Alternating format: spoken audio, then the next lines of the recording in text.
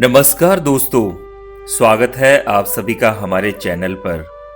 दोस्तों, हम अपने चैनल पर आपको लेकर चलते हैं भारत की आध्यात्मिक, ऐतिहासिक और धार्मिक यात्राओं पर, जहां पर हर कड़ी में हम उस धरती को छूते हैं जिसने हमारी संस्कृति, भक्ति और इतिहास को जन्म दिया।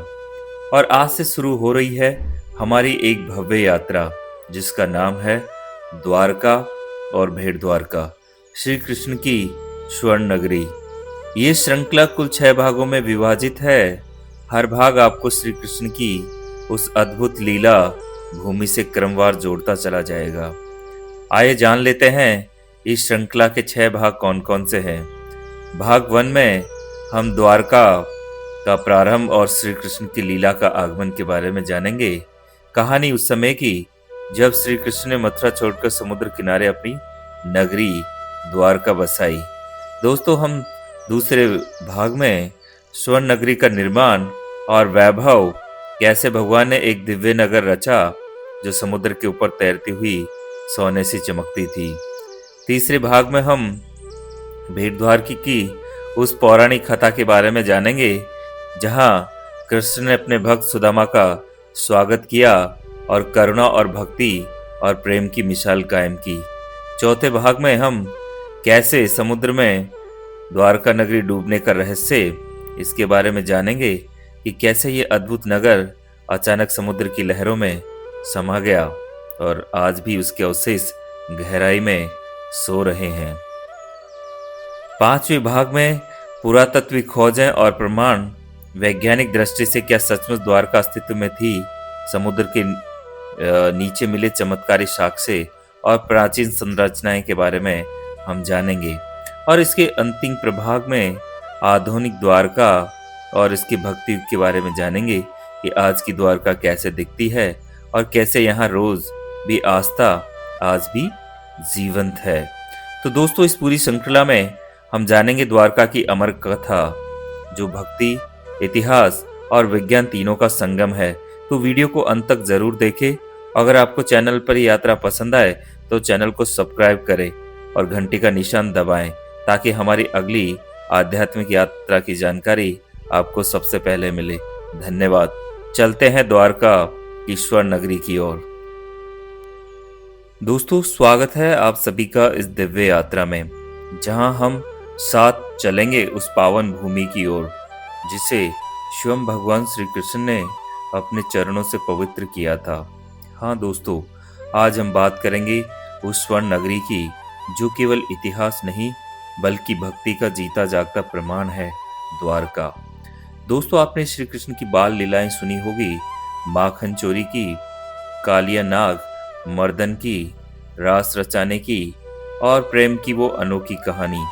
पर एक कथा ऐसी भी है जिसे बहुत कम लोग गहराई से जानते हैं। वह है द्वारका की स्थापना की कथा, जहां भगवान श्री कृष्ण ने केवल एक नगर बसाया बल्कि धर्म, नीति और प्रेम का साम्राज्य स्थापित किया। मथुरा में जब कंस का वध हुआ तब लोगों ने सोचा कि अब शांति लौट आएगी, पर ऐसा नहीं हुआ दोस्तों। कंस का मामा शक्तिशाली राजा जरासंध अपने भांजे की मृत्यु से क्रोधित हो गया। वह बार बार अपनी विशाल सेना लेकर मथुरा पर चढ़ाई करने लगा। श्री कृष्ण और बलराम हर बार युद्ध में विजय होते, परंतु जरासंध बार बार लौट आता, कभी एक नए शस्त्र के साथ, कभी और बड़ी सेना के साथ। दोस्तों, जरा सोचिए कितना कठिन होगा वो समय जब हर बार युद्ध की तैयारी करनी पड़ती थी और निर्दोष जनता बार बार पीड़ित होती थी। कृष्ण जानते थे कि जरासंध को हराना ही पर्याप्त नहीं, बल्कि यदुवंश को स्थायी सुरक्षा देना आवश्यक है। एक रात श्री कृष्ण ने यदु नरेश, उग्रसेन, बड़े भाई बलराम और मंत्री आहुक से चर्चा की। उन्होंने शांत स्वर में कहा, पितामह, जरासंध से युद्ध करते रहना व्यर्थ है। वह पुनः उठेगा, पुनः हमला करेगा। हमारे लोग, हमारी संतानें इस अंतहीन युद्ध में थक चुकी है। हमें एक ऐसी स्थान की आवश्यकता है जहां से शांति, सुरक्षा और धर्म का विस्तार हो सके। बलराम बोले, कृष्ण, क्या तुम मथुरा छोड़ने की बात कह रहे हो? कृष्ण मुस्कुराए, हाँ दाऊ, पर भूमि पर अन्याय बढ़े तो केवल तलवार से नहीं, नीति से उसका अंत करना चाहिए। मैं मथुरा नहीं छोड़ रहा, बल्कि यदुवंश को सुरक्षित कर रहा हूँ। दोस्तों, ये वही क्षण था जब श्री कृष्ण के मन में द्वारका बसाने का विचार आया। उन्होंने अपने दिव्य दृष्टि से पश्चिम दिशा की ओर देखा, जहां अरब सागर अपनी विशाल लहरों के साथ नृत्य कर रहा था, और उस लहरों के बीच चट्टानों पर एक द्वीप चमक रहा था। कृष्ण ने कहा, ये वही स्थान है जहां हमें अपनी नई नगरी बसानी चाहिए। ये सागर हमारी रक्षा करेगा और यहीं से धर्म की नई किरण निकलेगी। कहा जाता है कि श्री कृष्ण समुद्र तट पर पहुंचे और समुद्र देव से प्रार्थना की, हे समुद्र देव, मुझे वह भूमि दो जहां मैं अपने यदुवंशियों को एक नई नगरी बसाऊं। वह नगरी ऐसी हो जो धर्म, नीति और प्रेम की मिसाल बने। समुद्र देव प्रसन्न हुए और बोले, हे माधव, तुम्हारे लिए मैं अपने जल से भूमि निकाल दूंगा।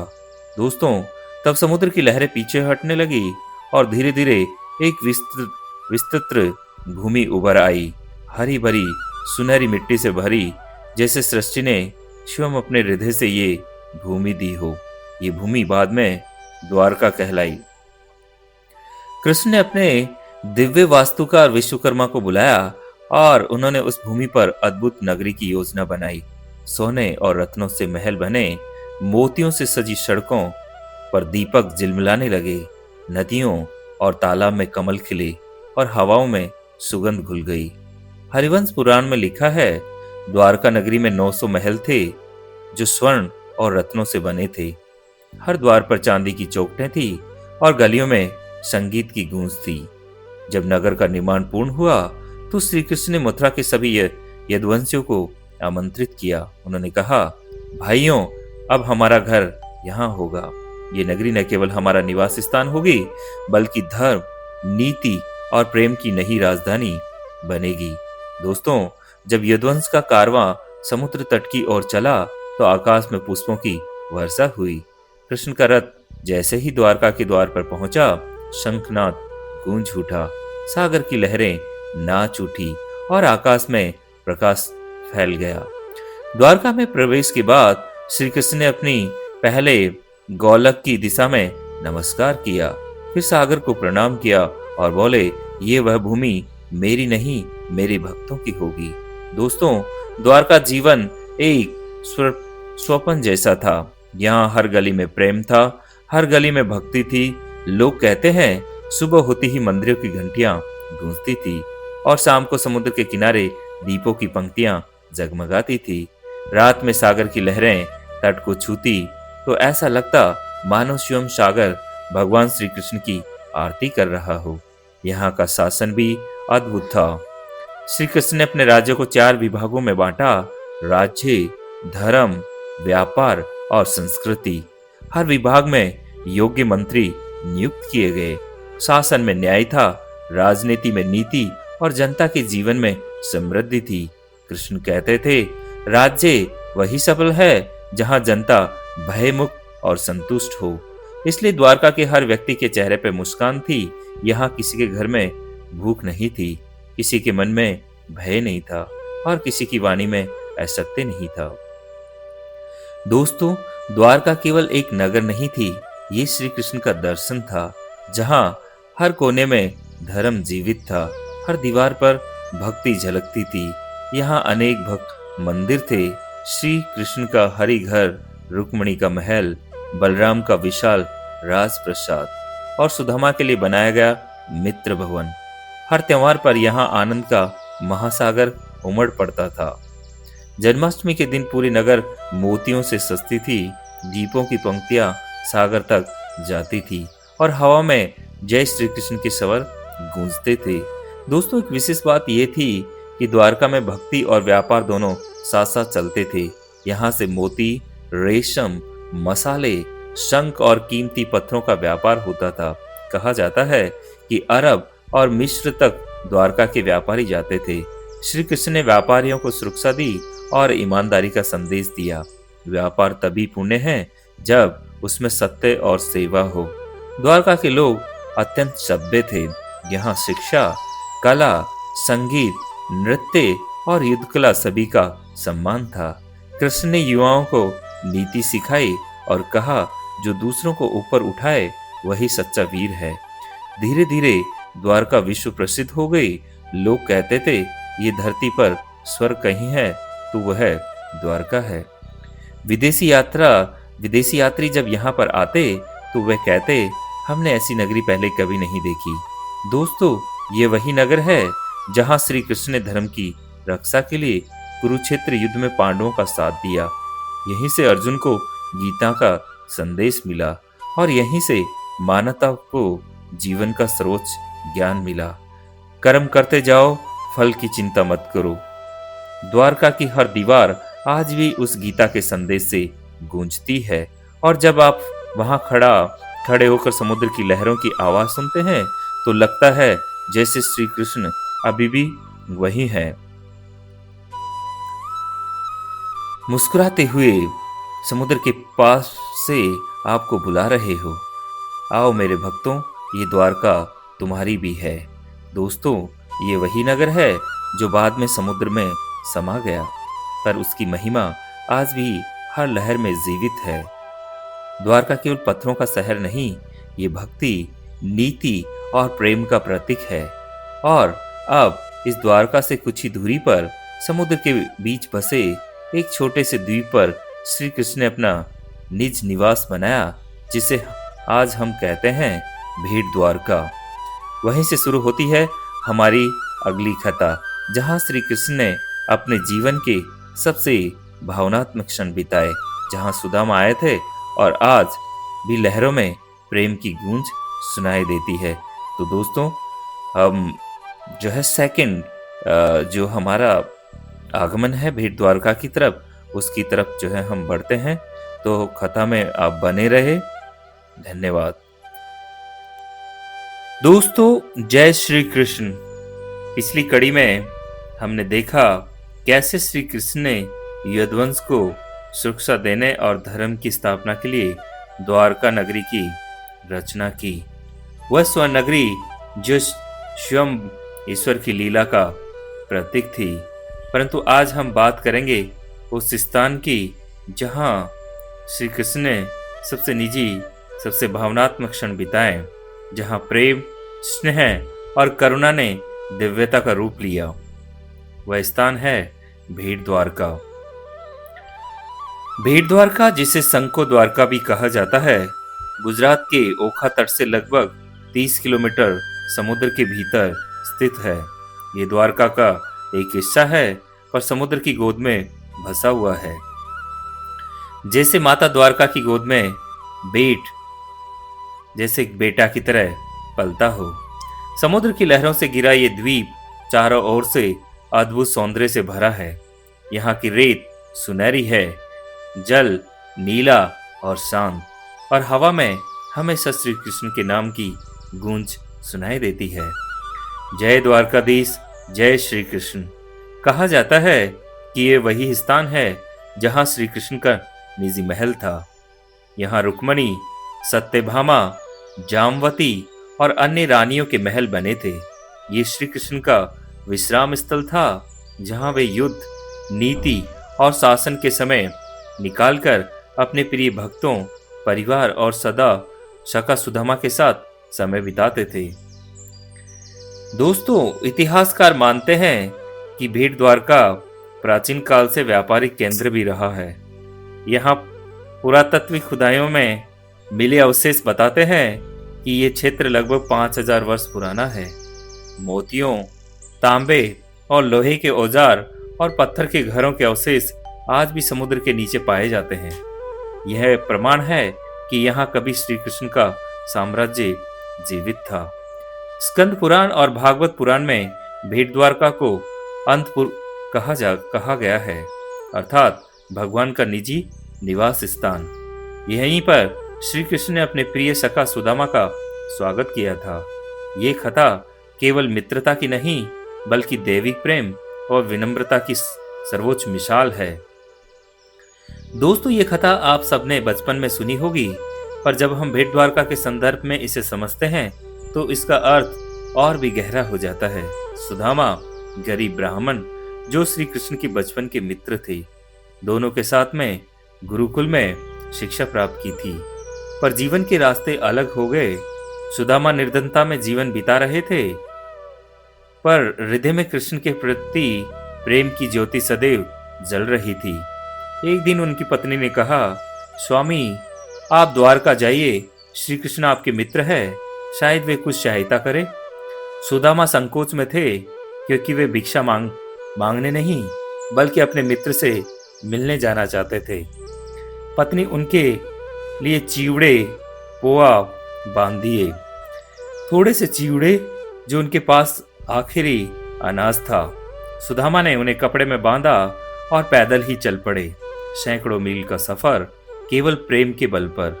दोस्तों सोचिए कितना अद्भुत दृश्य होगा जब सुदामा समुद्र किनारे पहुंचे होंगे, जहां से द्वारका के सुनहरे महल दिखाई देते थे। समुद्र की लहरें जैसे कह रही हो, चलो सका, कृष्ण तुम्हारा इंतजार कर रहे हैं। जैसे ही सुदामा द्वारका पहुंचे, महल के द्वार पर सैनिकों ने एक साधु को देखा, कपड़े फटे हुए, शरीर पर धूल, हाथ में एक छोटी सी पोटली, पर उसके चेहरे पर ऐसी दिव्यता थी कि द्वारपाल ठिठक गए। जब ये समाचार भीतर पहुंचा तो श्री कृष्ण स्वयं दौड़ पड़े। महलों की शोभा, रत्नों की चमक सब पीछे छूट गई और वे सुदामा के चरणों में गिर गए। दोस्तों ये क्षण है जहां भगवान ने देखा कि सच्चा प्रेम पद और धन से ऊपर होता है। कृष्ण ने सुदामा के पांव धोए, उन्हें अपने सिंहासन पर बिठाया और स्वयं उनके पैरों को पहुंचा। रुक्मण जी ने ये स्नेहपूर्वक सुदामा का स्वागत किया। सुदामा अत्यंत भावुक थे। वे कृष्ण को देखकर रो पड़े और बोले, प्रभु आपने मुझे पहचान लिया। कृष्ण मुस्कुराए, सका पहचानना तो तुमसे सीखना चाहिए क्योंकि तुमने मुझे कभी भुलाया ही नहीं। फिर कृष्ण ने कहा, सुदामा तुम्हारे पास क्या है? सुदामा संकोच में अपनी पोटली छिपाने लगे। कृष्ण ने हंसते हुए पोटली छीन ली और बोले, ये तो वही चिवड़े हैं जो मुझे सबसे प्रिय हैं। उन्होंने एक मुट्ठी चिवड़ी खाए और उसी क्षण सुदामा के झोंपड़ी महल बन गए। दोस्तों ये कोई जादू नहीं था, ये प्रेम का प्रतिफल था। कृष्ण ने कहा, जिससे मित्रता में निस्वार्थता रखी उसे मैं संपूर्ण समृद्धि देता हूँ। आज भी भीड़ द्वारका में वह स्थान है जहाँ कहा जाता है कि ये मिलन हुआ था। यहाँ सुदामा मंदिर बना है जहाँ भक्त कृष्ण सुदामा की अटूट मित्रता का स्मरण करते हैं। भेंट द्वारका में दोस्तों कहीं प्राचीन मंदिर है। प्रमुख है श्री द्वारकाधीश मंदिर, जिसे वैष्णव परंपरा में विशेष स्थान प्राप्त है। ये मंदिर करीब 5 वर्ष पुराना माना जाता है। माना जाता है कि वही स्थान है जहाँ श्री कृष्ण स्वयं निवास करते थे। यहाँ मुख्य देवता है शंख चक्रधारी श्री कृष्ण और उनके साथ रुक्मणी, सत्यभामा और जामवती विराजमान है।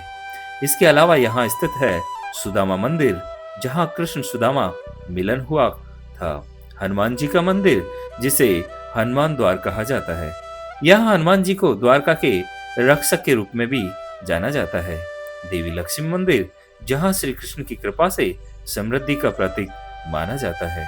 वैष्णव धाम घाट, जहाँ श्रद्धालु समुद्र स्नान कर पूजन करते हैं। मंदिरों की दीवारों पर द्वारका की स्थापत्य कला के अद्भुत उदाहरण है। पत्थरों पर नक्काशी, सीप और शंख से बने डिजाइन और अंदर की दीवारों पर श्री कृष्ण की लीलाओं के चित्र एक अद्भुत नजारा प्रकट करते हैं। यहाँ पर सबसे बड़ा पर्व जन्माष्टमी है, जब पूरी भीड़ द्वारका दीपों से जगमगा उठती है। समुद्र के बीच नावों में आरती होती है, दीपक लहरों पर तैरते हैं और भक्त नंद के आनंद भयो जय कन्हैयालाल की गाते हैं। इसके अलावा रुक्मणी विवाह उत्सव, अन्नकूट महोत्सव और कार्तिक पूर्णिमा स्नान यहाँ के प्रमुख पर्व है। हर वर्ष लाखों श्रद्धालु द्वारका से नाव लेकर भीड़ द्वारका पहुंच जाते हैं। आजकल यहाँ पे एक नया ब्रिज का उद्घाटन हुआ है, तो ब्रिज के द्वारा भी आप भेंट द्वारका आसानी से पहुंच सकते हैं। दोस्तों, ये यात्रा एक प्रतीक है उस आस्था की जो श्री कृष्ण से जोड़ती है भक्तों की। दोस्तों, पुरातत्वविदों ने भेंट द्वारका के आसपास समुद्र के नीचे प्राचीन पत्थर के निर्माण पाए गए हैं। दीवारें, सीढ़ियों, मंदिर जैसी आकृतियां वैज्ञानिकों का ये मानना है कि ये प्राचीन द्वारका नगरी के डूबे हुए हिस्से हैं। शायद यही कारण है कि समुद्र की हर लहर में आज भी कोई गुप्त संदेश छिपा है, जैसे श्री कृष्ण स्वयं कह रहे हो, मैं कहीं गया नहीं, बस रूप बदल लिया है। भेंट द्वारका केवल एक भौतिक स्थान नहीं, ये आत्मा और परमात्मा के मिलन का प्रतीक है। ये हमें सिखाती है कि जब जीवन में सब कुछ खो जाए तो भी सच्चा प्रेम और भक्ति कभी खोती नहीं। कृष्ण और सुदामा की कथा ये सिखाती है कि सच्चे संबंध अपेक्षाओं पर नहीं बल्कि समर्पण और श्रद्धा पर टिके होते हैं। दोस्तों, जब आप भेंट द्वारका के तट पर खड़े होते हैं तो सागर की ठंडी हवा आपके चेहरे को छूती है, लहरों की आवाज आती है और मन में बस एक ही भाव उठता है, हे कृष्ण, आप यहाँ हैं, हर लहर में, हर सांस में।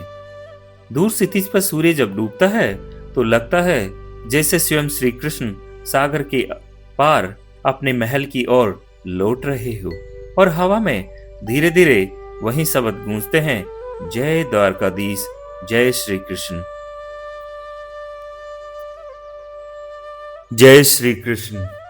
दोस्तों, जब हम द्वारका का नाम लेते हैं तो मन में केवल भगवान श्री कृष्ण का दिव्य रूप नहीं बल्कि एक ऐसी आदर्श नगरी का चित्र उभरता है जहां धर्म, नीति, विज्ञान और प्रेम सभी एक साथ फले फूले थे। द्वारका केवल श्री कृष्ण का निवास नहीं थी, वह संपूर्ण सभ्यता की आत्मा थी। आज हम जानेंगे कि कैसी थी उस स्वर्ण नगरी की व्यवस्था, जहां हर नागरिक सुखी था, हर कोना ईश्वर की लीला से झिलमिला रहा था। दोस्तों, जब श्री कृष्ण ने मथुरा से यदुवंश को निकालकर समुद्र तट पर नई नगरी बसाने का निर्णय लिया तो उन्होंने केवल एक आश्रय नहीं बनाया बल्कि एक ऐसा नगर रचा जो आने वाले पीढ़ियों के लिए आदर्श प्रशासन और वास्तुकला का उदाहरण बन गया। समुद्र से देवता वरुण से अनुमति लेकर कृष्ण ने भूमि प्राप्त की। विश्वकर्मा, जो देवताओं के शिल्पी कहे जाते हैं, उन्होंने स्वयं द्वारका का निर्माण किया। नगर की योजना ऐसी थी कि हर दिशा में सुरक्षा, सुंदरता और सुविधा का ध्यान रखा गया था। ये 7 भागों में विभाजित थी। हर भाग में चौड़ी सड़कें, मंदिर, सभा भवन, बाजार और बाग बगीचे, चारों ओर ऊंची दीवारें और द्वार थे, इसलिए इसका नाम पड़ा द्वारका, अर्थात द्वारों वाली नगरी। मध्य भाग में श्री कृष्ण का राजमहल था, जो सोने, चांदी और रत्नों से सुसज्जित था। दीवारें चमकदार क्रिस्टल से बनी थी और फर्श पर ऐसा संगमरमर था कि उससे लोगों के प्रतिबिंब दिखते थे। द्वारका की गलियां सुगंधित थी, चंदन, गुलाब और केसर की खुशबू हर ओर फैलती थी। यहाँ के लोग धर्मप्रिय, शिक्षित और समृद्ध थे। श्री कृष्ण का शासन केवल राजनीतिक नहीं बल्कि धर्म, नीति और लोक कल्याण पर आधारित था। वे स्वयं राजा नहीं कहलाना चाहते थे, वे द्वारकाधीश कहलाते थे, अर्थात इसका द्वारका के स्वामी नहीं, सेवक। उनके शासन में सभा परिषद थी जिनके प्रमुख यदुवंशी नायक सम्मिलित थे। बलराम, उद्धव, सात्यक, अक्रूर, प्रद्युम्न आदि। निर्णय सामूहिक रूप से लिए जाते थे और हर निर्णय में लोकहित सर्वोपरि होता था। कृष्ण ने द्वारका में न्याय, शिक्षा और सुरक्षा की अद्भुत व्यवस्था की थी। यहाँ चोरी, झूठ और अत्याचार का कोई नामो निशान नहीं था। लोग स्वेच्छा से नियमों का पालन करते थे। कृष्ण कहते थे, राज्य तब भी सुरक्षित है जब जनता सुखी हो। दोस्तों, श्री कृष्ण केवल भगवान नहीं बल्कि एक महान राजनीतिज्ञ और अर्थशास्त्री भी थे। उन्होंने कहीं ऐसी नीतियां बनाई जो आज भी प्रशासनिक आदर्श मानी जाती है। सबसे पहले शिक्षा नीति थी। द्वारका में गुरुकुल और आश्रम बने थे। हर बच्चे को वेद, शास्त्र, नीति और युद्ध कला की शिक्षा मिलती थी। स्त्रियों को भी शिक्षा का अधिकार प्राप्त था। आर्थिक नीति, जिसमें द्वारका समुद्री व्यापार का केंद्र थी। यहाँ से मोती, रेशम, चंदन, मसाले और रत्न अन्य देशों को निर्यात किए जाते थे। कृष्ण ने कर व्यवस्था को सरल बनाया, जिससे व्यापारी और किसान दोनों समृद्ध हुए। कृषि और पर्यावरण के लिए भी ये बहुत ही अनुकूल नगरी थी। समुद्र के किनारे होने के बावजूद द्वारका के चारों ओर हरे भरे बाग और खेत थे। कृष्ण ने जल संरक्षण के विशेष नियम बनाए। हर वर्ष वर्षा ऋतु में बांधों और तालाबों की मरम्मत होती थी। न्याय व्यवस्था, कृष्ण का न्याय और करुणा और सत्य पर आधारित था। वे कहते थे, न्याय वह नहीं जो कठोर हो, न्याय वह है जो धर्म संगत हो। कई बार जब कोई अपराधी क्षमा मांगता तो कृष्ण से दंड की जगह सुधार का अवसर देते थे। दोस्तों, द्वारका के लोग उत्सव प्रिय और भक्ति भाव से भरे थे। यहाँ रोज किसी न किसी की उत्सव की गूंज रहती थी। गली गली में संगीत, नृत्य और भजन का स्वर सुनाई देता था। यहाँ चारों वर्णों और सभी जातियों के लोग एक साथ रहते थे। कृष्ण ने कहा था, कर्म ही पहचान है, जन्म नहीं। स्त्रियों का सम्मान सर्वोपरि था। रुक्मणी, सत्यभामा, जामवती, नगनजीती सभी रानियां समाज सेवा और मंदिर व्यवस्था में सहभागी थी। द्वारका की महिलाएं न केवल सुंदर बल्कि शिक्षित और स्वाभिमानी भी थी। वे सभा में अपने विचार रख सकती थी। द्वारका केवल राजनीति का केंद्र नहीं, ये कला और संस्कृति का भी स्वर्ग था। यह नृत्य, संगीत, चित्रकला और मूर्तिकला का उच्च स्तर था। राजमहल में संध्या संगीत का आयोजन होता था। कृष्ण स्वयं बांसुरी वादन करते थे और उनकी धुन पर मोर नाच उड़ते थे। द्वारका के कलाकार दूर दूर तक प्रसिद्ध थे। उनके बनाए चित्रों में श्री कृष्ण की लीलाएं उकेरी जाती थी। गोवर्धन धारण, कालिया नाग मर्दन और सुदामा मिलन। मंदिरों की दीवारों पर रंगीन चित्रों से पूरा नगर जीवंत लगता था। दोस्तों, द्वारका की एक विशेषता थी उसकी समुद्र शक्ति। कृष्ण ने यहाँ एक विशाल नौसेना स्थापित की थी जो व्यापारिक जहाजों की रक्षा करती थी। समुद्र तट पर प्रहरी, टावर और बंदरगाह बने थे।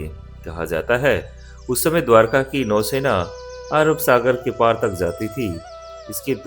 इससे द्वारका न केवल धार्मिक बल्कि सामरिक रूप से भी शक्तिशाली बनी। श्री कृष्ण केवल शासक नहीं थे, वे एक जननायक थे। वे जनता के बीच बैठते, उनकी बातें सुनते और उनके दुख सुख में सम्मिलित होते। वे कहते थे, राजा वह नहीं जो शासन करे, राजा वह है जो सेवा करे। उनका दरबार सबके लिए खुला था। किसान, व्यापारी, सैनिक या विद्वान, हर कोई अपने विचार रख सकता था। उनकी विनम्रता और मुस्कुराता चेहरा हर समस्या का समाधान था। द्वारका में हर घर में मंदिर था। लोग दिन की शुरुआत पूजा से करते थे और रात का अंत भजन से। श्री कृष्ण स्वयं प्रतिदिन संध्या आरती में सम्मिलित होते थे। उन्होंने कहा था, धर्म केवल पूजा नहीं, धर्म वह है अपने कर्म को ईमानदारी से करना। इस कारण द्वारका अपने अपराध में लगभग न के बराबर थे। हर नागरिक अपने कर्तव्य को ईश्वर की सेवा मानता था।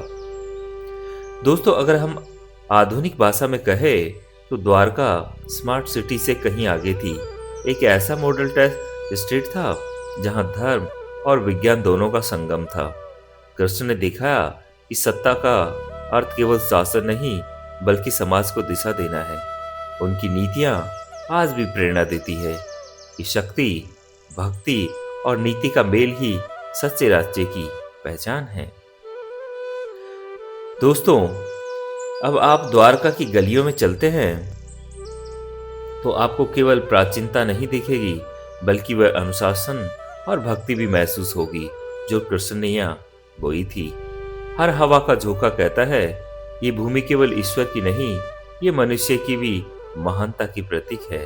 द्वारका आज भी खड़ी है, समय की लहरों में, श्रद्धा के आधार पर।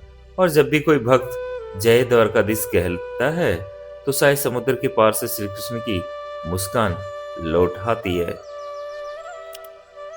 जय श्री कृष्ण दोस्तों, आज हम चल रहे हैं उस काल की ओर जब धर्म और अधर्म का महासंग्राम होने वाला था, महाभारत का युद्ध। पर दोस्तों, इस महान युद्ध के पहले, पीछे और बीच में एक दिव्य भूमि की भूमिका बहुत गहरी रही। वही भूमि द्वारका थी। द्वारका केवल श्री कृष्ण की नगरी नहीं थी, वह धर्म की दिशा दिखाने वाली भूमि थी। यहाँ से निकलता हर निर्णय, हर संदेश कुरुक्षेत्र के युद्ध की धारा को मोड़ देता था। दोस्तों, जब हम महाभारत के पन्ने खोलते हैं तो उसमें द्वारका का हर अध्याय कृष्ण के विचारों और कर्मों से चमक उठता है। कंस की वध और जरासंध के युद्धों के बाद जब द्वारका की स्थापना हो चुकी थी, तब श्री कृष्ण का प्रभाव पूरे आर्यावर्त में फैल चुका था। उनकी ख्याति केवल यदुवंशी राजा के रूप में नहीं, बल्कि धर्म संस्थापक के रूप में हो चुकी थी। इसी समय हस्तिनापुर में पांडवों और कौरवों के बीच विवाद बढ़ने लगा था। दुर्योधन के अन्यायपूर्ण शासन, शुकनी की चालें और द्रौपदी के चीरहरण ने धर्म को संकट में डाल दिया था। दोस्तों, तब हर ओर से पुकार उठी, अब इस अन्याय का अंत कौन करेगा? और तभी हस्तिनापुर से संदेश आया, हे माधव, हे द्वारकाधीश, हमें आपकी आवश्यकता है। कृष्ण और पांडवों का संबंध केवल मित्रता नहीं था, वह आत्मीयता का प्रतीक था। अर्जुन उनके परम प्रिय सखा थे। जब पांडव वनवास में थे तो कई बार श्री कृष्ण ने द्वारका से आकर उन्हें सांत्वना दी, उनके मनोबल को संभाला। वनवास समाप्त होने पर जब युधिष्ठिर ने इंद्रप्रस्थ में राजसूय यज्ञ का आयोजन किया, तब द्वारकाधीश स्वयं वहां उपस्थित हुए। वह दृश्य अद्भुत था। सभी राजाओं में सबसे पहले श्री कृष्ण का सम्मान हुआ। सभी ने मिलकर कहा, संसार में श्री कृष्ण से बढ़कर कोई योग्य नहीं, जो आराध्य भी है और मार्गदर्शक भी। जब कौरवों और पांडवों के बीच युद्ध तय हो गया तो युधिष्ठिर ने कहा, यदि शांति से एक नई सुई की नोक जितनी भूमि भी मिल जाए तो हम युद्ध नहीं चाहते। और दोस्तों, तब श्री कृष्ण ने कहा, मैं स्वयं जाऊंगा दूत बनकर, शांति का संदेश लेकर। सोचिए, द्वारकाधीश जो पूरे आर्यावर्त के नायक थे, वह स्वयं हस्तिनापुर के दरबार में गए, बिना रथ, बिना सेना, केवल शांति का संकल्प लेकर। जब वे दुर्योधन के सामने पहुंचे तो उन्होंने कहा, हे दुर्योधन, पांडव तुम्हारे भाई है, केवल 5 गांव दे दो, इतना ही वे चाहते हैं। पर दुर्योधन का अहंकार बोल उठा, मुझे सुई की नोक जितनी भी भूमि नहीं दूंगा। दोस्तों, जब ये वाक्य गूंजा तो पूरा दरबार कांप उठा। कृष्ण मुस्कुराए, अच्छा दुर्योधन, अब समय ही तुम्हें सिखाएगा कि अधर्म का परिणाम क्या होता है। जब महायुद्ध का समय आया, दोनों सेनाएं तैयार हुई। कौरवों की ओर 11 अक्षौहिणी सेना, पांडवों की ओर 7 अक्षौहिणी सेना। अर्जुन और दुर्योधन दोनों कृष्ण के पास द्वारका पहुंचे। दोनों एक साथ उनके शयन कक्ष में पहुंचे। कृष्ण सो रहे थे। जब वे जागे तो उन्होंने पहले अर्जुन को देखा। कृष्ण मुस्कुराए, तुम दोनों मेरे सखा हो, बताओ क्या चाहते हो। दुर्योधन बोला, मुझे आपकी सेना चाहिए। और अर्जुन बोला, मुझे केवल आप चाहिए, चाहे आप मेरे साथ शस्त्र न उठाए। कृष्ण बोले, अर्जुन तू जीत गया। और यहाँ वही क्षण था जिसने इतिहास की धारा बदल दी। दोस्तों, ये दृश्य कौन भूल सकता है। कृष्ण रथ के सारथी बने, अर्जुन धनुष उठाए खड़े हैं और सामने अपने ही गुरु, दादा और भाइयों की सेना है। अर्जुन के हाथ कांप गए। उन्होंने कहा, हे माधव, मैं इन पर बाण कैसे चलाऊं? तब श्री कृष्ण ने दिया वह उपदेश जो आज भी पूरे मानव जगत के लिए एक आध्यात्मिक आधार है। भगवत गीता में कहा, भगवान श्री कृष्ण ने कहा है, हे अर्जुन, ये शरीर नश्वर है, आत्मा अमर है। जो जन्मा है उसकी मृत्यु निश्चित है। कर्म कर, फल की चिंता मत कर। तेरा धर्म है युद्ध करना, अन्याय का अंत करना। दोस्तों, ये उपदेश केवल युद्ध के लिए नहीं था, ये जीवन के हर संघर्ष के लिए था। यही द्वारकाधीश का धर्म था, कर्म योग। युद्ध के दौरान द्वारका रणनीति का केंद्र बनी रही। यहाँ से निरंतर संदेश, सैनिक और सामग्री जाती थी। बलराम युद्ध में शामिल नहीं हुए। वे तीर्थ यात्रा पर निकल गए क्योंकि कृष्ण नहीं चाहते थे कि दोनों भाई युद्ध के पक्ष में बने। परंतु युद्ध साहित्यिक और द्वारका के योद्धा पांडवों की सहायता में जुटे रहे। 18वां दिन तक चलता रहा युद्ध। अंत में धर्म की विजय हुई। दुर्योधन, शकुनी, कर्ण सभी अधर्म के साथ समाप्त हो गए। कृष्ण ने युधिष्ठिर को समझाया, राजा बनना सरल नहीं है। राजा वही होता है जो अपने राज्यों के लिए न्यायपूर्ण त्याग कर सके। पर दोस्तों, युद्ध के बाद भी कृष्ण के हृदय में शांति नहीं थी। उन्होंने देखा कि दोनों पक्षों की स्त्रियां और बच्चे विनाश के आंसू बहा रहे हैं। उन्होंने कहा, विजय भी व्यर्थ है यदि उसमें करुणा ना हो। युद्ध समाप्त होने के बाद कृष्ण द्वारका लौटे। यहाँ जन जन ने उनका स्वागत किया, पर उनके चेहरे पर मुस्कान नहीं थी, बल्कि गहराई थी। उन्होंने कहा, अब युग समाप्त होने वाला है। द्वापर से कलयुग की आहट आ रही है। पर दोस्तों, कृष्ण जानते थे यदुवंश का अंत निकट है, क्योंकि अब अधर्म केवल बाहर नहीं, भीतर भी जन्म लेने लगा था। इसी समय हुआ वह दिव्य प्रसंग जिसे हर भक्त का याद करता है, कृष्ण और सुदामा का मिलन। सुदामा, जो कृष्ण के बचपन के मित्र थे, गरीबी में जी रहे थे। उनकी पत्नी ने कहा, जाओ द्वारका जाकर अपने मित्र से सहायता मांगो। सुदामा संकोच में थे, पर उन्होंने हृदय में श्रद्धा रखी और चल पड़े। जब वे द्वारका पहुंचे तो द्वारकाधीश स्वयं दौड़कर आए। उन्होंने गले लगाया, उनके चरण धोए और कहा, सुदामा, तू मेरा सखा है, मैं तुमसे कभी अलग नहीं हुआ। सुदामा ने कुछ नहीं मांगा, पर जब वे लौटे तो उनका कुटिया महल बन चुका था। दोस्तों, ये केवल दान नहीं था, ये भक्ति की पराकाष्ठा थी। कृष्ण जानते थे कि युग का चक्र पूरा हो चुका है। यदुवंश के लोग अहंकार में आने लगे थे। एक दिन मक्रध्वज और शाम के विवाह से पूरी यदुवंश में कलह फैल गई और अंततः द्वारका के समुद्र तट पर भयानक युद्ध हुआ, जहां यदुवंशी एक दूसरे के ही हाथों मारे गए। तब कृष्ण समुद्र पर ध्यान में बैठे। उन्होंने कहा, अब मेरा कार्य पूर्ण हुआ। एक शिकारी ने उन्हें दूर से ही हिरण समझ के बाण चला दिया और वही बाण कृष्ण के पांव में लगा। दोस्तों, वह कोई दुखद अंत नहीं था, वह लीला का पूर्ण विराम था। कृष्ण ने मुस्कुराते हुए प्राण त्याग दिए और उसी क्षण समुद्र की लहरें उठी, जो द्वारका नगरी को धीरे धीरे अपने भीतर समा गई। दोस्तों, द्वारका का अंत केवल भौतिक या उसकी आत्मा, द्वारका का अंत एक भौतिक था, उसकी आत्मा आज भी जीवित है। हर लहर, हर संग, हर दीपक श्री कृष्ण की उपस्थिति का आभास कराता है। जब कोई भक्त जय द्वारकाधीश कहता है तो लगता है मानो वही समुद्री हवा कृष्ण की बांसुरी बन जाती है। द्वारका डूबी नहीं, वह हृदय में बसी है, और जब तक गीता के शब्द गूंजते रहेंगे, कृष्ण और द्वारका दोनों अमर रहेंगे। जय द्वारकाधीश।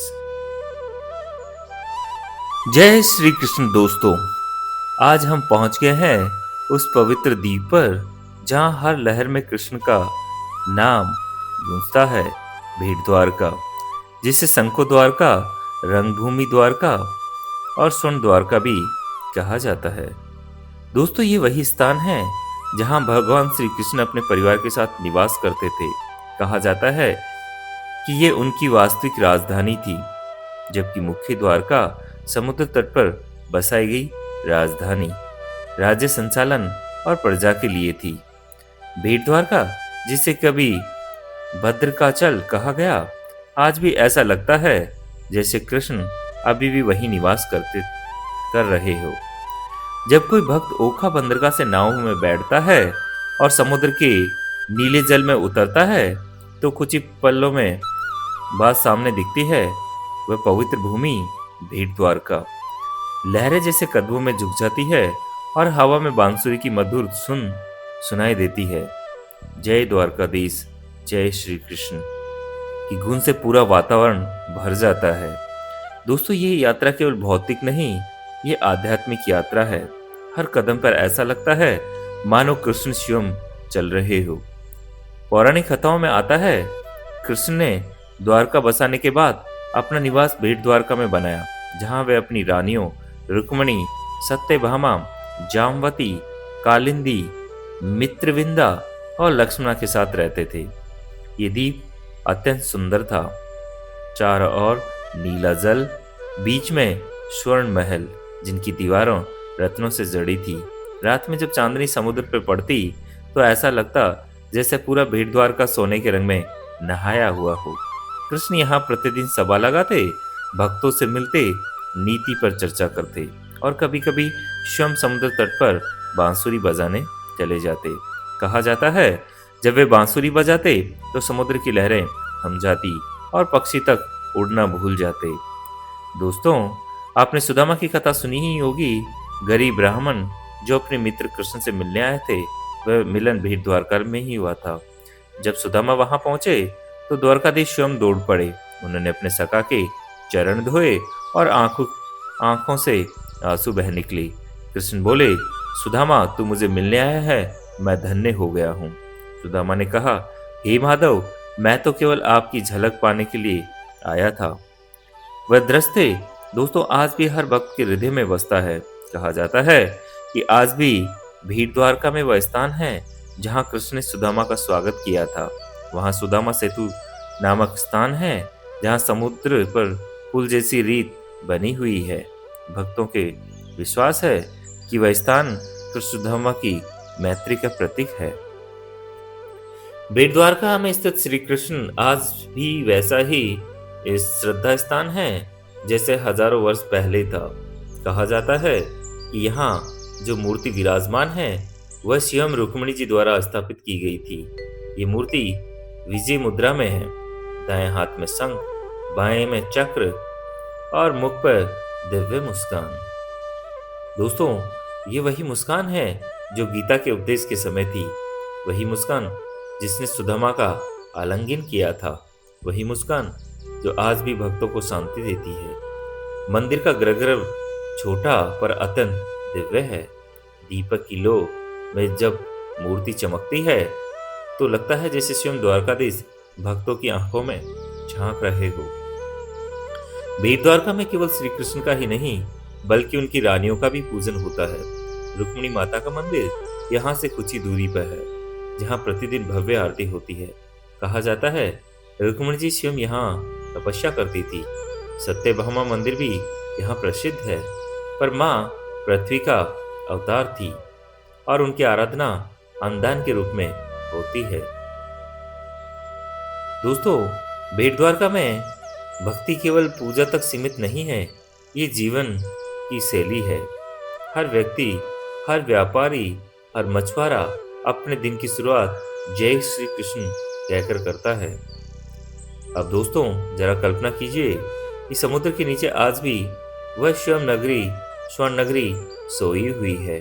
वैज्ञानिकों ने कई बार यहाँ गोताखोरी की और पाया कि समुद्र के नीचे प्राचीन नगरों के चिन्ह है, दीवारें, स्तंभ, पत्थर के मार्ग, यहाँ तक कि बर्तन और मूर्तियां भी। कहा जाता है कि ये अवशेष भगवान श्री कृष्ण की मूल द्वारका नगरी के हैं, जो समुद्र में समा गई थी। पर भेट द्वारका समुद्र की गोद में सुरक्षित रही मानो समुद्र ने स्वयं इस द्वीप की रक्षा की हो। हर लहर जब किनारे से टकराती है तो लगता है जैसे वह पुकार रही हो, कृष्ण तुम अमर हो। दोस्तों, बेट द्वारका केवल एक धार्मिक स्थल नहीं, ये जीवंत परंपरा है। आज भी यहाँ वज्र परंपरा के पुजारी हर सुबह मंगला आरती के दिन से दिन की शुरुआत करते हैं। भक्त जन चौपा भोग और संध्या आरती में सम्मिलित होते हैं। यहाँ कृष्ण जन्माष्टमी और जन्मदिन उत्सव अद्भुत भव्यता से मनाया जाता है। रात भर भजन, नृत्य, दीपदान और फिर सुबह सूर्य की पहली किरण के साथ सागर पर झिलमिलाती आरती। दोस्तों, उस क्षण ऐसा लगता है जैसे समय रुक गया हो, जैसे श्री कृष्ण स्वयं रथ लेकर समुद्र से निकलने वाले हो। ये द्वीप केवल मंदिरों तक सीमित नहीं है, यहाँ की संस्कृति अद्भुत है। गुजराती लोकगीतों में द्वारकाधीश का वर्णन, नृत्य में बांसुरी की लय और बच्चों के खेलों में कृष्ण बलराम का अभिनय, सब कुछ यहाँ की पहचान है।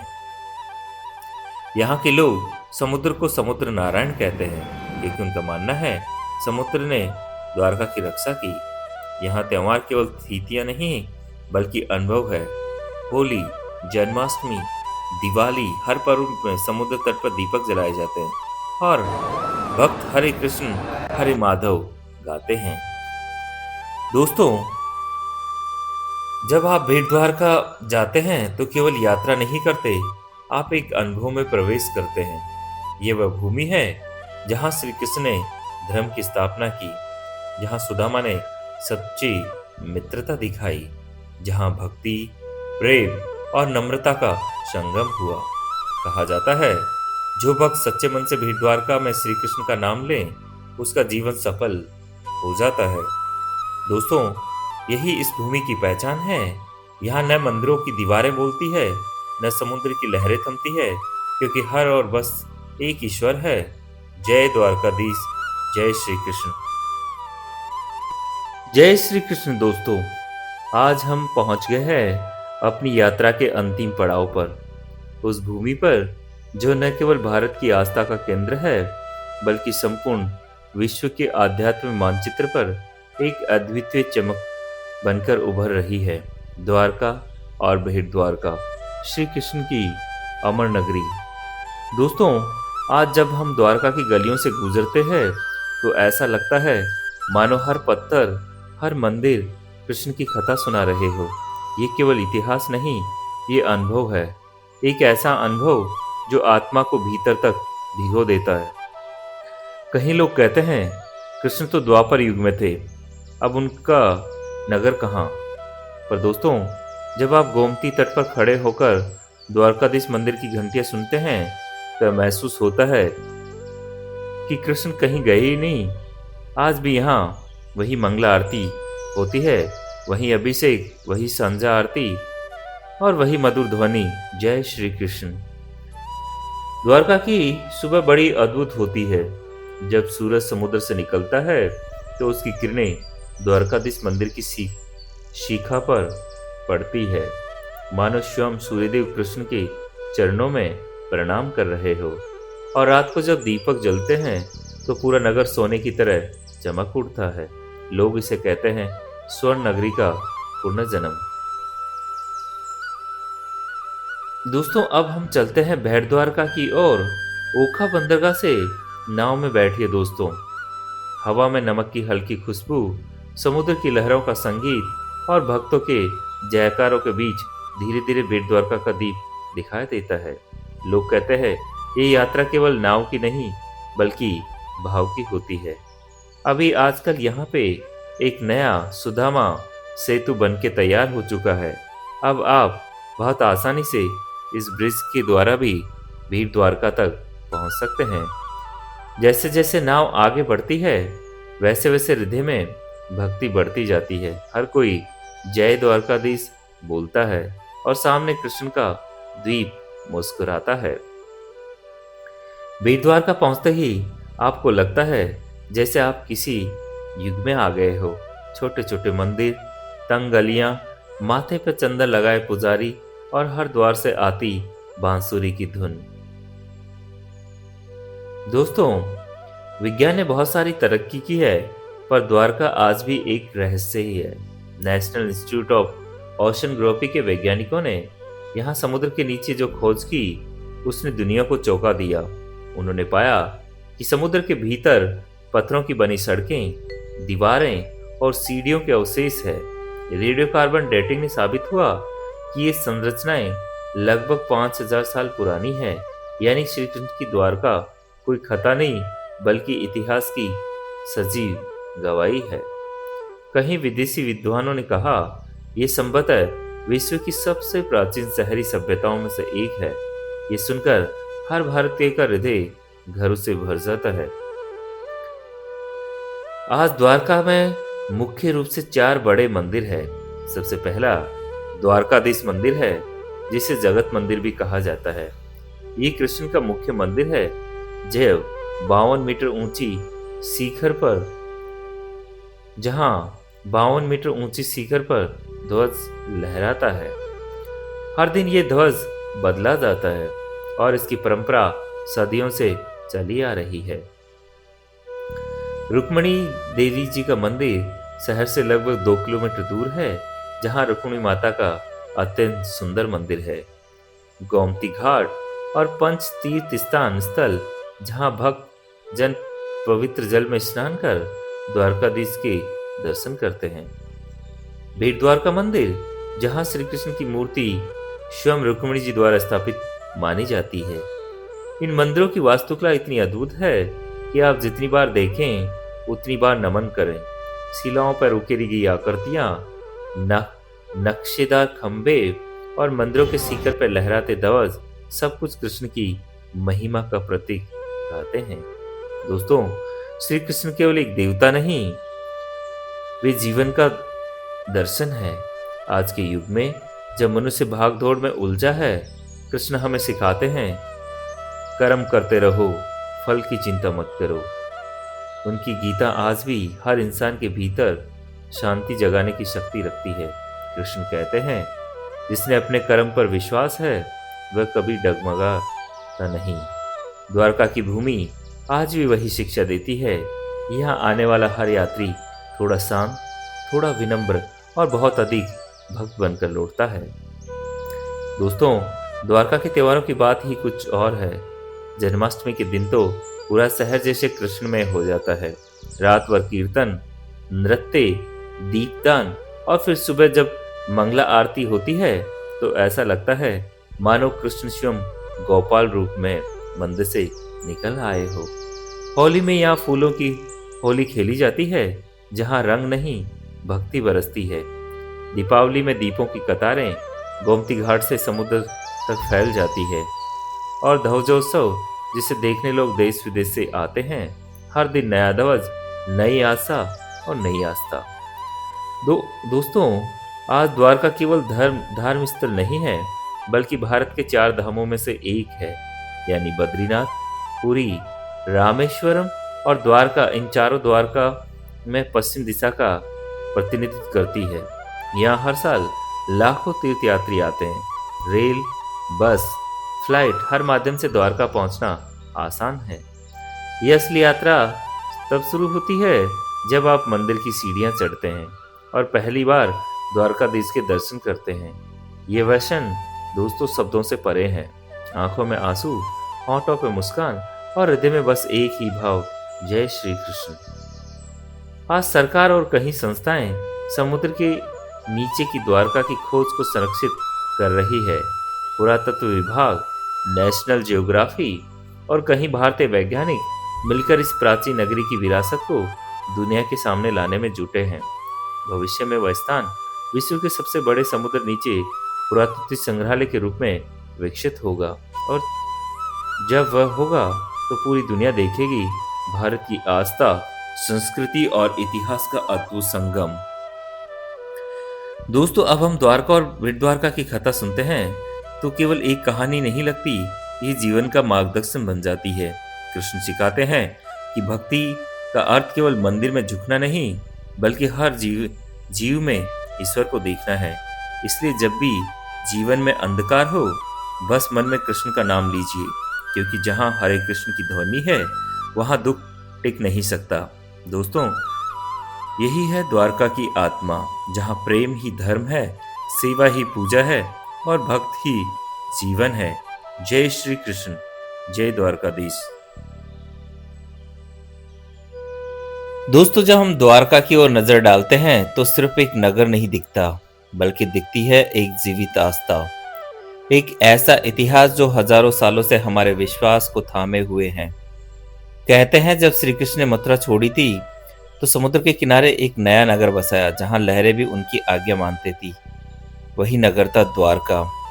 दोस्तों, सोचिए कैसा अद्भुत दृश्य होगा जब श्री कृष्ण ने अपने यदुवंशी भाइयों के साथ समुद्र से भूमि निकलवाकर उस स्वर्ण नगरी की स्थापना की होगी। सड़कों पे चमकते महल, रत्नों से जड़ी दीवारें और हर गली से गूंजती बांसुरी की मधुर तान। वो द्वारका सचमुच धरती पर वैकुंठ थी।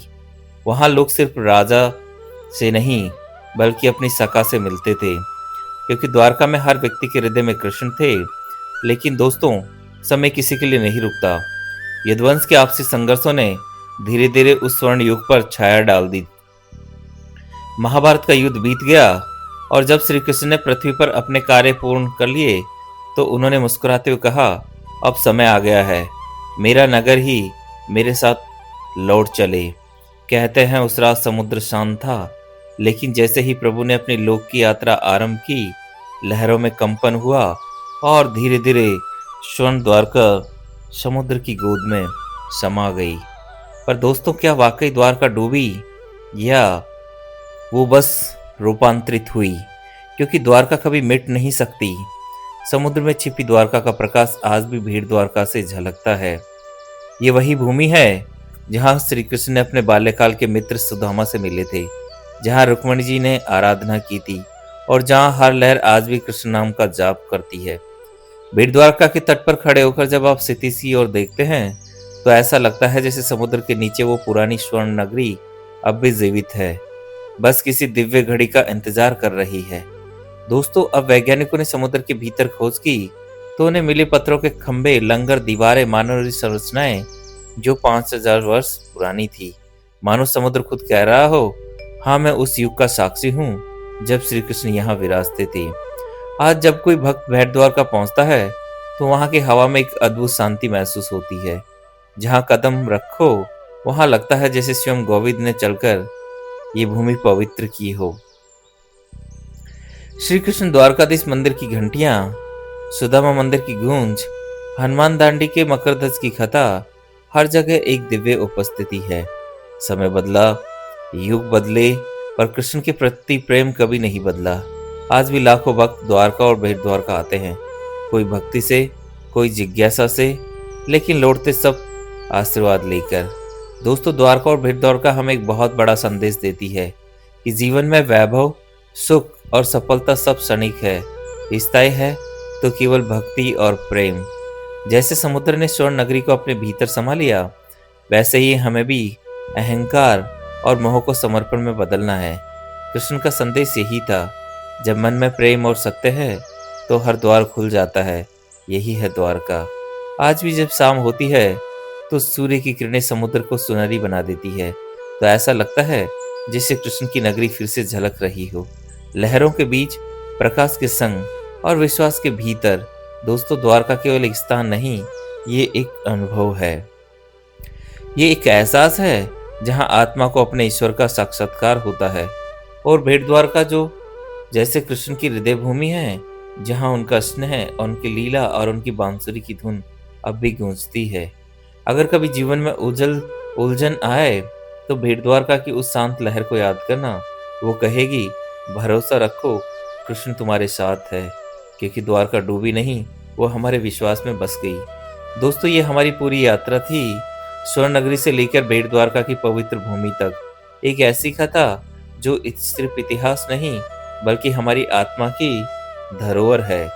अगर आपको ये कथा दिल को छू गई हो तो दोस्तों, वीडियो को लाइक करें, अपने सभी भक्त साथियों के साथ शेयर करें, और अगर आपने अभी तक हमारे चैनल को सब्सक्राइब नहीं किया है तो चैनल को सब्सक्राइब जरूर कर लें, ताकि अगली बार फिर हम आपको एक नई आध्यात्मिक यात्रा पे लेके चलेंगे।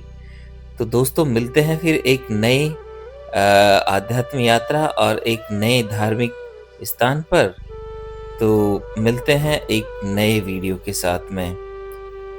तो मैं अपनी वाणी पे यहीं विराम देता हूँ।